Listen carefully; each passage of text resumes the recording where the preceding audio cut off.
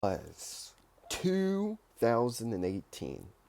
I was with my cousin, and we were goofing off outside, and we were goofing off in my mom's car. And, we were like, and because my mom's car at the time, the doors would slam, and it sounded like there was a pickup truck in the garage. So every time the doors would slam, it would make it would make a lot of sound. So when we were goofing off in the car, my mom's boyfriend at the time, Mark, comes out and says, and he says, "What are you guys doing, slamming around?" And he's looking at me and like, "Oh, what do you think you're driving? Which you'll never do." Well, guess what? Mark is wrong. Now, I have been behind the wheel of the Jetta, as you guys have seen on my socials, just pulling it out of the garage. Um, so this was the car, but this was not the first car I drove, but this was the car I've driven a couple times. And, and what happened is one day, Mark was talking to Mom through the window, and I had said, "Oh, what you do? Why you burning up my future car?" Because you know what happened was he had burned a hole in the cigarette. I mean, in the seat with the cigarette. Now there was some other guy who burnt the upholstery in there too. So then, so then what happened is he's like, "Ah, well, you'll get there someday." Well, that statement came before the "you'll never drive" statement. So Mark, you're wrong. Cheesy as this might sound, this car was the first car I ever drove. This here's a 2009 Chevrolet Cobalt, which is basically equivalent to a Nissan Versa or a Hyundai Accent or a Ford Fiesta or whatever subcompact car you can possibly think of. Now, this car is technically a quote quote compact car, but there's something called subcompact car, which is even smaller than a compact car. So this was the first car I drove. It was by a fairly classical gentleman who who didn't believe in bigger vehicles because maybe he was trying to prove by the truck stamina of big truck little what. But obviously this guy was a guy who didn't give a crap about larger vehicles. This guy thought, oh, well, I'm a single guy, need some equipment for my band equipment and whatever equipment I need to carry, and that's it. So that's what he's got. So he gave me the opportunity to start driving his car. I drove his car fairly well, in the beginning, except the part when Mom was sitting in the back seat and she just about panicked when I was pulling in and I had accidentally hit the gas pedal instead of the brake, and I could have gone into a wall. And so I immediately floored the brake, and the classical gentleman was all scary, was was a bit shaky afterwards. But anyway, But yeah, and I did hop the curb in this car as well, which was an honest mistake. But yeah. So this car, it would be a good starter car, but it didn't really have many features, and didn't have many features. Wasn't all that accommodating. It's not a family vehicle. It's a vehicle for a single person that doesn't need to transport people in the back seat. But yes, unfortunately, this car was plunged into a flash flood and was destroyed, and the trunk had to be ripped open and all that. But that was not the end. It's a 2008 Ford Escape, which is seemingly better than the Cobalt, but it's not really much any different than the Cobalt in regards to specs. And it does have it did have the powered windows, powered locks. That was the plus. Um, so this car, it looks very similar to an F-150 on the inside because it's Ford, and F-150s on the interior kind of look the same. Now this car, I was actually thinking about getting a Ford Escape in real life as my starter car. Not the new ones. The new ones would be decent. I don't like the windshield wipers on the new Ford Escapes. I think they are just stupid. So that's the reason why I wouldn't buy a 2017 and up Ford Escape. So I probably would get this as my first car if I can afford a Ford Escape like this and if it works. Um, but yeah, so this is the replacement car, and I was actually behind the wheel of a not Ford, Dodge Ram 1500 Rebel.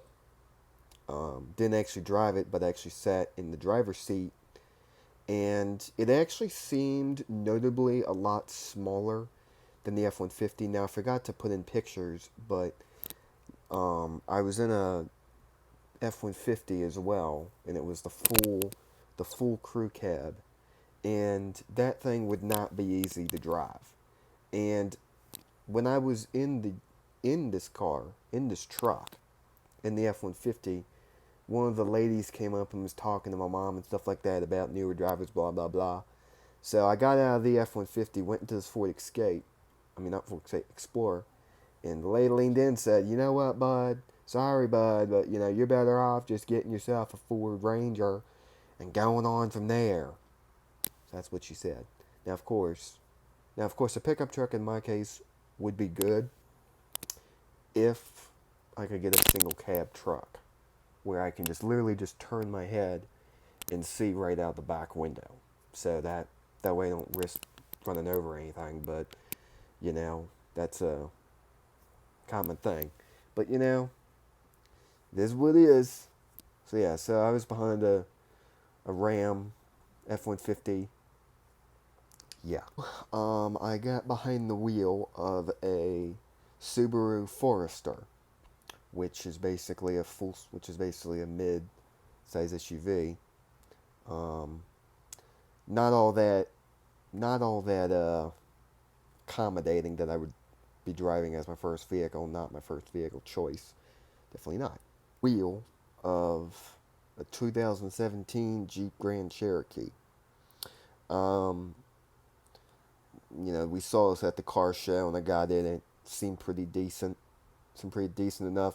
Now, if I were to ever get a Jeep, which some people disagree, if I were to ever get a Jeep, it would be a Grand Cherokee.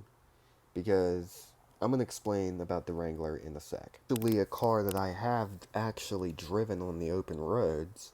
This was when we lived in the Virgin Islands. We had two Jeeps. One was a 2015, another one was a 2012, and we actually had a couple of these. So, starting from the very beginning, we had a 2015 Hyundai Accent, which was not good for the island because we bottomed out a lot. I do have footage of the Accent, but unfortunately, due to legal concerns, not towards me driving, but towards other things as well, people in the background, I cannot show that footage. However, we also were in a Jeep Grand Cherokee, an older one that just about blew up because it didn't have coolant in the engine or oil, one of those two. So then we got the two Jeeps. Now the thing about some people might find this surprisingly, but the Jeep Wrangler is a lot more shorter the than my mom's car, the Tiguan, which you guys will be seeing later down in this video. In the Tiguan's a lot more longer. As for the Jeep, it really wasn't that long. Now, the only complaint I have about the Jeep is that the rear tire kind of is a hindrance. You can't see around it and it kind of obstructs your view. So you do, in fact, have to really use those mirrors or get a backup camera if you can. Now, Jeeps that we specifically had did not have that. So there was no backup camera. So you basically had to rely on your mirrors and hope there was nothing behind you. But as for the Jeep was pretty straightforward, pretty easy to drive. I have to say, the 2015 one had lifted tires, so it did not give a smooth ride as you would think it would. Now, surprisingly, if you've ever been inside the Jeep, the windshield is straight up. It's not like how it is on most modern cars where the windshield's curved. That's one thing to keep in mind. Jeep was pretty easy to drive. Drove it a couple times. Drove the 2012 one a couple times. And, yeah, so that's that. Would I recommend buying a Jeep if you live in an area where you don't need one? No. Do not buy one. Because you'll go through gas like crazy. You'll have engine problems like crazy. And the only bright side is if you get into a wreck, you'll have less damage. But you don't want to rear end somebody if it's your fault, because these Jeeps have hard plastic bumpers and they will seriously mess a vehicle up. Now, of course, on the interior is not all that special unless you go for like the higher trims, but the one we had did not. The only time he wasn't satisfied with my driving was in the golf cart. And that's a different story for another video. This is, so last but not least, we are now driving my mom's car. Now, I do want to say something real quick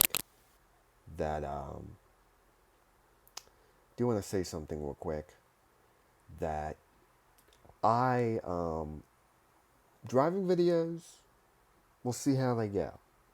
My plan is to get a dash cam.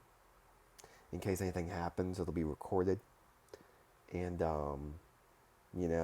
Now, as for privacy reasons, I can't show any other vehicles because you can look at the license plate and you can tell where I live, what state I live in. And so, yeah, license plates are gotta be cut out. No license plates. Now, my mom's car I've driven a couple times. Not too sure about it. It is certainly a lot more longer than the Wrangler. But, we should do fine. But, yeah. So anyway, guys, thank you guys for watching. I do want to say I have gotten my permit. So now I'm going to be driving now when the opportunity comes. But yeah. So anyway, guys, thank you guys for watching. Make sure to like, comment, and subscribe, and expect car videos in the future. And I will see you guys in another video.